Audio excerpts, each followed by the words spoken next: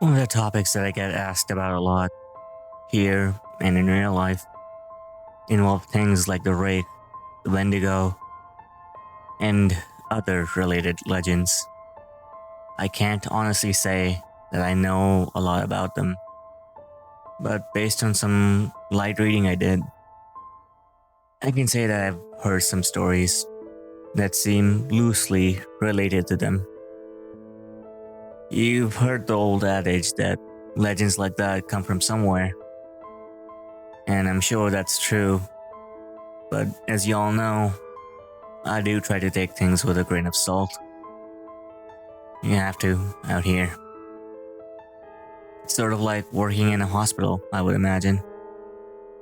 You spend all day thinking about how many people have died there, and how there are probably ghosts or whatever you call them all over the place. But it doesn't do you any good. It just makes it harder to do your job. I think a lot of us feel that way. And that's why we try to just do our best and work like everything's fine. Once you get paranoid, there's not really any going back. And a lot of cadets quit because of that. My park especially seems to have a high turnover rate because the cadets graduate and get so freaked out about everything and they can't seem to let it go. You have to learn to internalize things and shut off. I've talked to Katie a bit about her experience because I wanted to know what she thought about the Wendigo. She didn't really have anything particular to say about it. Aside from that, she didn't want to think about it that much. But she told me a friend of hers had something similar happen. I contacted this person, H, over Skype, and they agreed to talk to me about it. They're aware of my work here, and they're fine with me posting the story exactly as they wrote it. I grew up in Central Oregon, and there's a reservation called Warm Springs about 2 or so hours from where I lived. I only mentioned that because a lot of people in my area have friends there, and a lot of land in that area belongs to that tribe. When I was a kid, we used to go camping up there. Not on the res, of course, but in that area. And I met a lot of kids who grew up there. I got to know one kid really well. His name was Nolan. And we ended up hanging out a lot when our families were in the area. Our folks got to know each other, so we would all get in touch and camp around the area around the same time. We would camp about 2 weeks, so we were out there for a long time. I asked him if he camped in an RV. Yeah, my dad had one, so I guess it wasn't really camping. But we would take our tents and stuff and set them up away from the camp most of the time. I didn't like sleeping in there because I like being outside.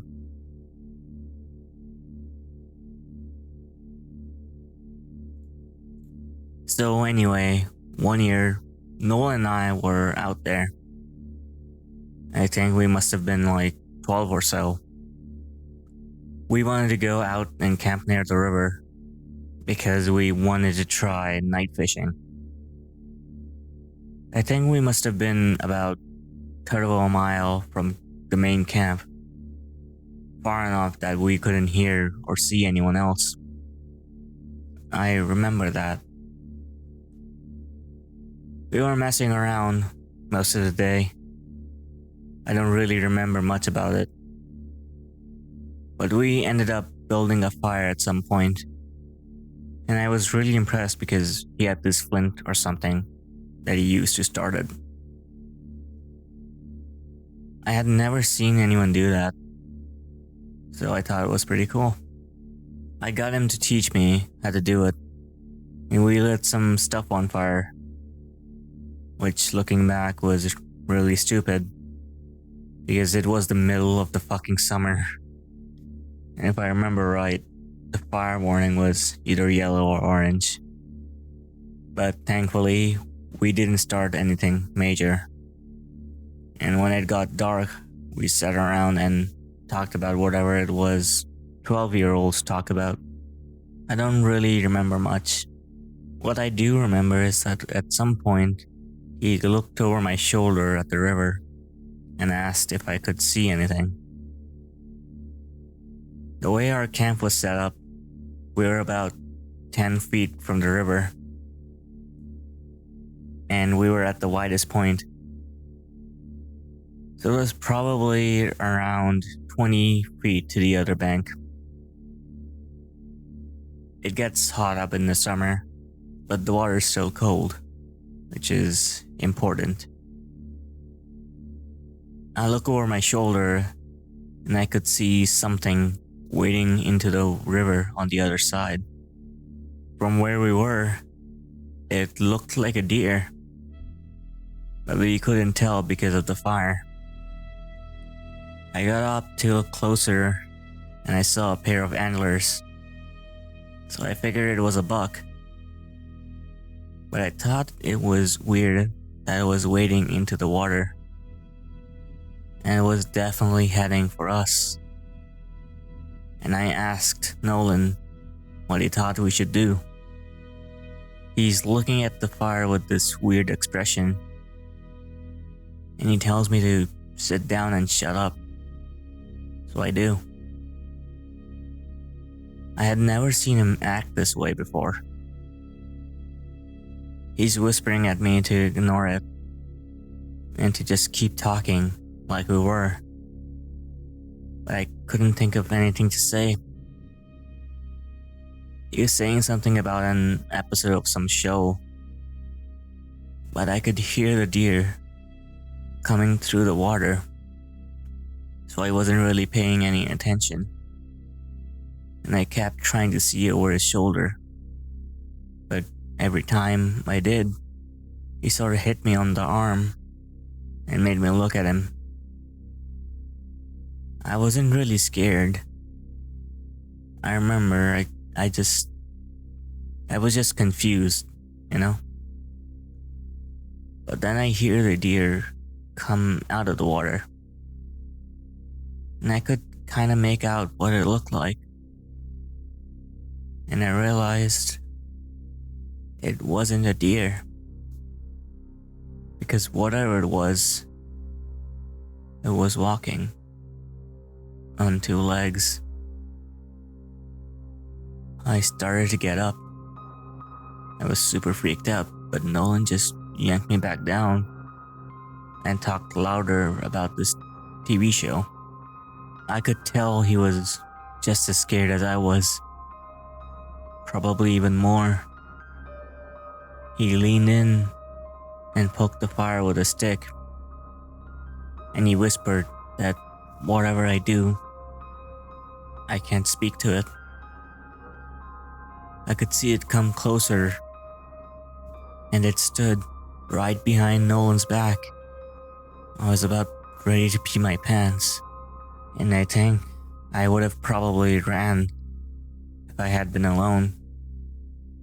But I didn't want to leave Nolan, so I kept sitting still and sneaking glances at it. It wasn't that tall, but the way it carried itself was just wrong. Like its center of balance was all screwed up. I can't really describe it, but it was kind of like, kept shifting too far forward. It just stood there behind Nolan for a long time. And eventually Nolan ran out of things to say. and we just kind of sat there for a second. The fire was making noise, but I thought I could hear the thing talking in a really, really low voice. I couldn't hear what it was saying, and I leaned forward a little bit, and it leaned forward too. I couldn't see its face, but I saw its eyes. They were cloudy and milky. If you want to know what they look like, find that scene from The Lord of the Rings where Frodo falls into that lake and all the dead people are floating towards him. That's what its eyes looked like. So all I saw were those two white eyes floating above Nolan's head in that really vague shape of the antlers coming out of its head. I don't know what my face looked like, but at exactly the same time, Nolan and I fucking booked it out of there. We ran non-stop until we got to the main camp. We both stopped once we were in front of my dad's RV, and we couldn't see anything chasing us. So we stood there and caught our breath. I asked him what that thing was, but he said he didn't know. He said his grandpa only warned him that if anything ever came up to him when he was out in the desert, he was never, ever supposed to talk to it or listen to anything it had to say. I wanted to know if he had heard it talking too, and he said the only thing he had been able to understand was help you. I think we ended up sleeping in the RV with my parents. And the next night, we went back out and didn't see anything. That does remind me in a lot of ways of the Wendigo legend. There's a phrase used to describe it that I think fits perfectly, which is that the Wendigo is the spirit of the lonely places. When I'm out in the wilds, where I know there's no one around me for miles and miles, I get this weird feeling that I can't really explain. I don't know if it happens to anyone else, but it's this desire to consume. It's not like I crave anything in particular, but more of this weird, distracting hunger that comes from every part of my gut.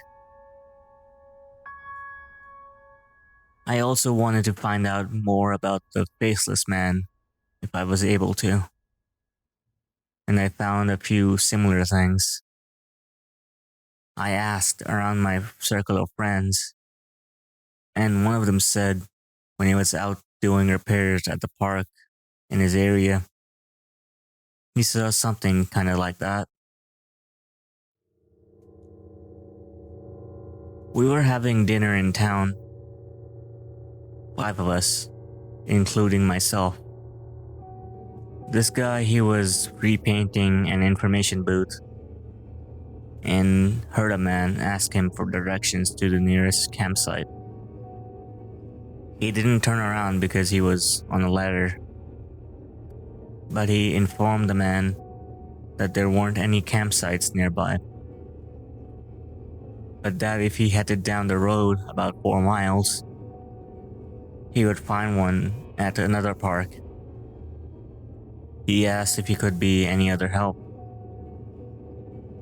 but the man said no and thanked him. My friend kept painting, but he was listening and never heard the man leave. The second he came up to me and talked to me, the hairs on my neck stood up. Wasn't sure why. I just had this really uneasy feeling about this whole thing. I wanted to finish the painting and get out of there. I figured maybe part of it was that I couldn't turn around to look at it. But just something felt off. There was also this weird smell floating around even before the guy talked to me. Sounds disgusting, but it smells like old period blood. I had looked around to see what was causing it, but I didn't find anything. So I waited for the guy to walk away. But I didn't hear him leave, which made me think he was just standing there and watching me. So I asked again if I could do anything for him, and he didn't answer. I knew he was there though, because I hadn't heard him leave. So I did this awkward turn on the ladder to look down and see what he was doing. Now I admit it could just have been my brain fucking up. For a split second when I turned around, that fucker didn't have a face. Like he had no face. It was almost concave and totally smooth. I just about had a fucking heart attack because I couldn't wrap my brain around what I was seeing. I think I started to say something, but there was this kind of pop sound inside my head. And suddenly he was just a normal looking guy. It must have looked weird because he asked if I was okay. And I was just like, yeah, I'm fine. And he asked me about the campsite again. And I point to where he has to go. And he's like, I'm not around from here. Can you help me get there? Now this is when I knew something was really up. Because there's no way this guy got out here and didn't know where he was. And for that matter, there's no car around. So how did he get there in the first place? I said I was sorry, but I couldn't take him anywhere in a company vehicle. And he's like, please, I really don't know where I am. Can you come with me and help me get there? So now I'm seriously weirded out, and I start wondering if this is some kind of ambush or whatever. I told him I could call him a taxi and take him where he wants to go. And I pull out my phone, and he just goes, no, and walks away really quickly. But he doesn't walk out of the park. He walks back into the fucking trees. I got right into my truck and just got out of there. Fuck the paint or whatever. I looked in my mirror to see where he was as I was leaving. And he was standing right at the tree line again. I didn't know how he got there so fast. But this time, I know that fucker didn't have a face. He was just watching me leave. And right before I turned the corner, he took a big step into the woods and kinda dissolved. I guess maybe it was just so dark he blended in. But it felt more like he just melted away.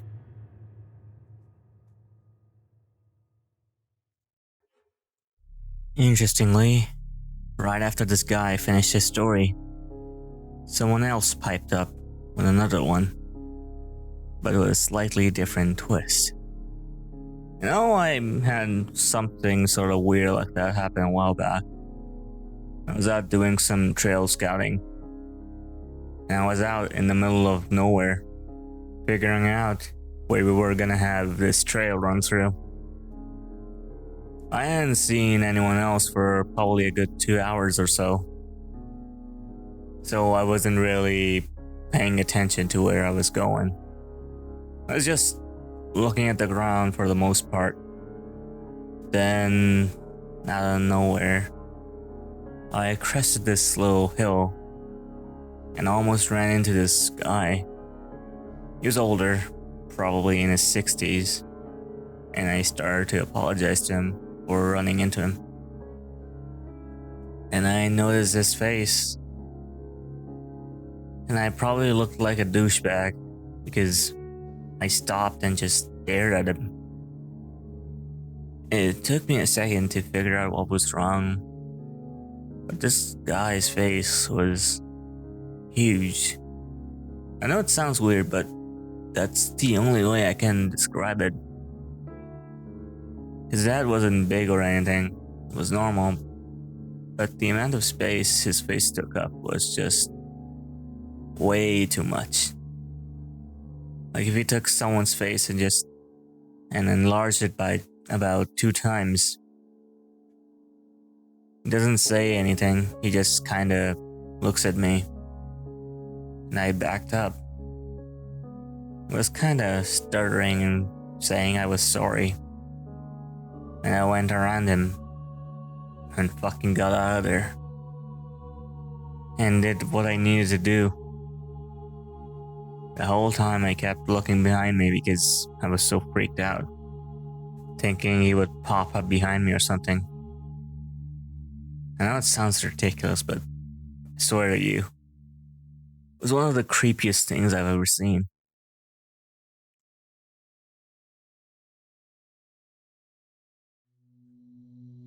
I switched the topic to the stairs a little later, and there was a definite shift in enthusiasm.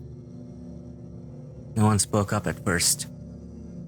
There is a real stigma around discussing them, even when we're far away from work. But I broke the ice with a story of my own. And the guy who told the story about the faceless man told this one, although very quietly. A couple of years ago, I was camping with my girlfriend. And we were about 2 miles from the road at this site I know. We went to bed that night, but we couldn't sleep because someone interjected with a funny comment. And we were dangerously close to going off topic. I got us back on track. Yeah, real funny fucker. No, it was because we kept hearing that grinding noise. My brother used to grind his teeth in his sleep, and it kinda reminds me of that. My girlfriend was freaking out, but I just kept telling her to ignore it, because I've heard it before. And you just have to ignore it. It goes away eventually. You guys know what I mean. So eventually, I got her to go to sleep. But I woke up probably 2 hours later because something was just off. I rolled over and she wasn't there. And I kind of freaked out because he thought for a second. He took a very long drink. I ran out of the tent, calling her name. But I didn't go far. She was standing at the edge of the camp, looking at something. something in the trees, and I could see she was really pale. The fire was low but bright enough to see her. Anyway, I ran up to see what was going on, and she was dead asleep, but her eyes were open. She had this real spaced out look, you know? So I put my arm around her and led her back, but she wouldn't move. She said really quietly something like, "I have to go now, Eddie. I have to go. It's here." I was like, "You're just sleepwalking. Come back. Come back to bed." But she didn't budge. She just kept standing there and saying that she had to go. And I looked where she was looking, and there was a fucking staircase right about 15 yards away. Gray one, concrete. And she started to walk towards it, but I yanked her back, and that woke her up. Looked at me like I was fucking out of my mind, and she asked what the fuck she was doing out of the tent. I didn't tell her anything. I just told her she was sleepwalking.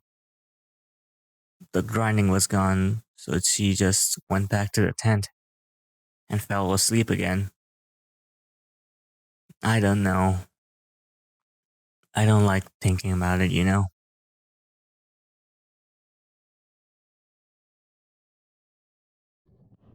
You guys remember that kid? I can't remember what it was. Some kind of disability? Not Downs, but something like it.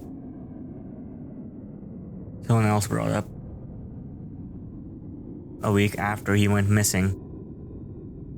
And it was fucked up beyond belief. I mean, you have to take it with a grain of salt because who knows what that kid actually thinks is real. But some of the stuff, I don't think he could have made it up. Like what?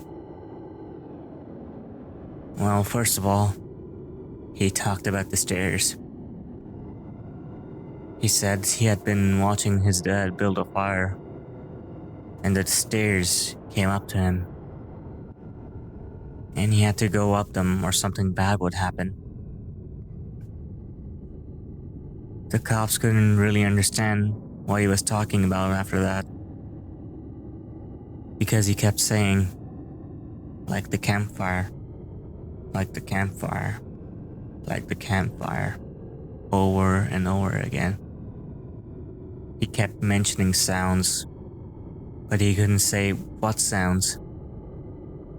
Just that it was loud, and he covered his ears so he couldn't hear them. But the thing I remember most is that they asked him where exactly he had gone, and he just said he was right there. He kept pointing at himself, and they said they thought that he meant he never left. He said he wasn't scared because the stairs were there, and he said they talked to him, but not like people talk. Like I said, it was really convoluted and hard to understand. And I have a feeling the cops didn't take most of it down.